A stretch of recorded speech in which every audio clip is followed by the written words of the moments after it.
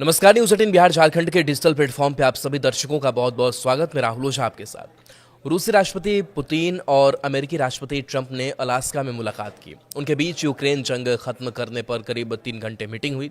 इसके बाद दोनों नेताओं ने सिर्फ 12 मिनट की ज्वाइंट प्रेस कॉन्फ्रेंस की। इस दौरान उन्होंने पत्रकारों के किसी सवाल का जवाब नहीं दिया। प्रेस कॉन्फ्रेंस के दौरान ट्रंप ने कहा कि मुझे लगता है कि हमारी बैठक बहुत सकारात्मक रही।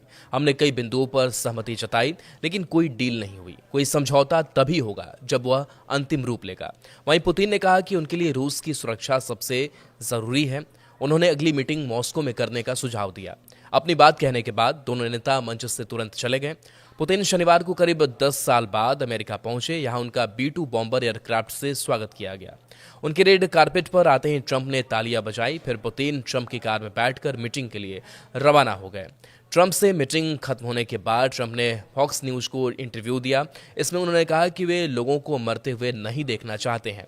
ट्रंप के फॉक्स को दिए गए इंटरव्यू के बाद रूस ने कहा कि पुतिन का अमेरिकी राष्ट्रपति के साथ दिया गया इंटरव्यू बहुत अच्छा रहा।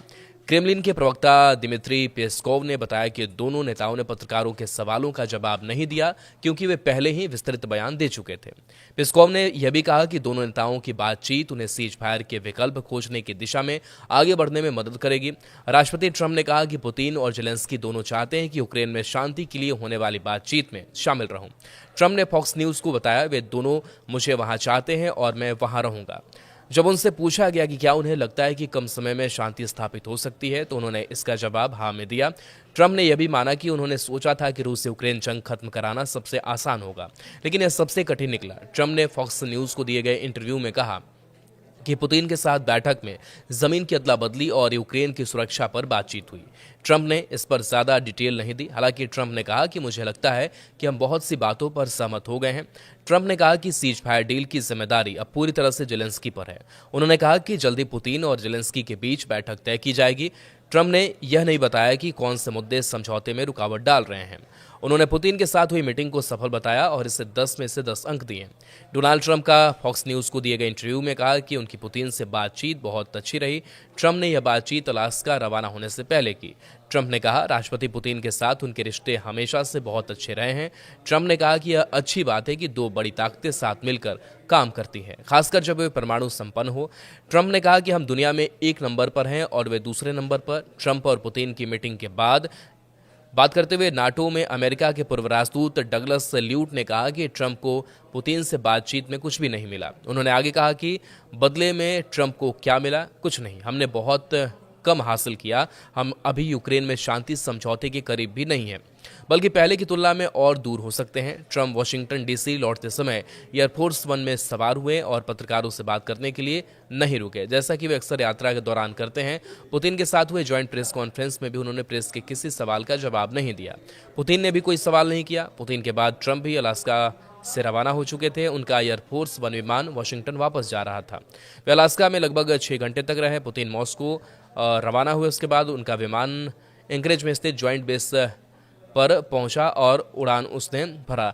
तो जो प्रेस कॉन्फ्रेंस किया गया, इस प्रेस कॉन्फ्रेंस में बहुत कुछ साफ दिखाई नहीं दिया और माना यह जा रहा है कि दोनों की ये मुलाकात बेहद दिलचस्प होगी और कई नए मोड़ ला सकती है। क्रेमलिन ने कहा कि ये खबरें उन सोवियत पायलटों और नाविकों को श्रद्धांजलि है जो द्वितीय विश्व युद्ध के दौरान अमेरिका से सोवियत संघ तक उपकरण लाते समय मारे गए थे।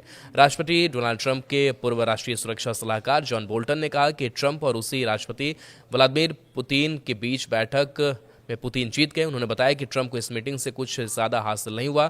बोल्टन ने कहा कि पुतिन ने संबंधों को फिर से स्थापित करने में काफी प्रगति की, जो उनका मकसद था। पुतिन ने अपने देश को प्रतिबंधों से बचा लिया और सीज फायर का सामना नहीं करना पड़ा।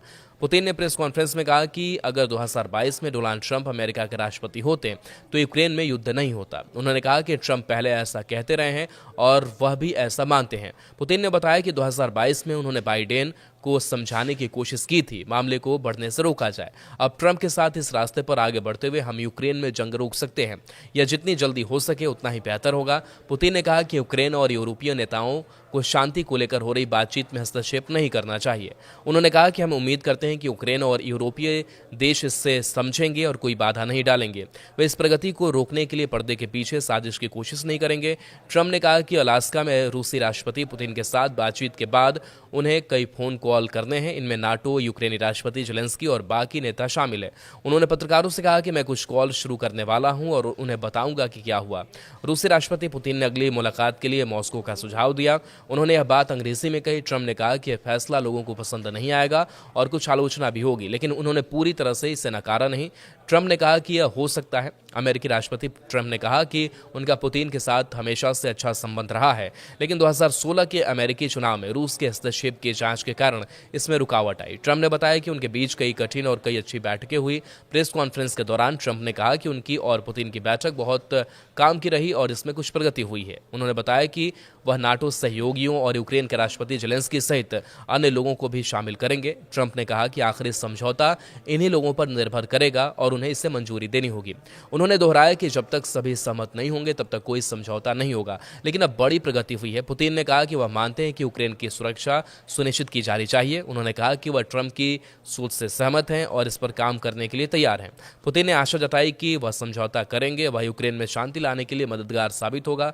पुतिन ने कहा कि उन्हें उम्मीद है कि यूक्रेन और यूरोपीय देश शांति प्रिय प्रक्रिया में रुकावट नहीं डालेंगे। उन्होंने ट्रंप को उनके अच्छे इरादों के लिए शुक्रिया कहा।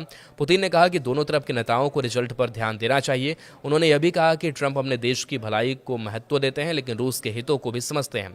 पुतिन ने कहा कि उनकी बातचीत का मुख्य मुद्दा यूक्रेन में चल रही जंग थी। स्थायी और लंबे समय तक चलने वाला समझौता करने के लिए जंग की अहम वजहों को खत्म करना जरूरी है। हालांकि उन्होंने साफ नहीं बताया कि वे किस वजहों की बात कर रहे हैं। पुतिन ने अपनी बात आगे बढ़ाते हुए कहा कि पिछले कुछ सालों से अमेरिका और रूस के बीच हुई समिट नहीं हुई है और दोनों देशों के रिश्ते शीत युद्ध के बाद से अब तक के सबसे निचले स्तर पर पहुंच गए हैं, लेकिन अब टकराव छोड़कर बातचीत की ओर बढ़ने का समय आ गया है। पुतिन ने यह भी कहा कि वे ट्रंप कई बार फोन पर खुलकर बातचीत भी हो चुकी है। इसके अलावा ट्रंप के विशेष दूत स्टीव विटकॉफ ने भी इस दौरान बातचीत का सिलसिला जारी रखा है।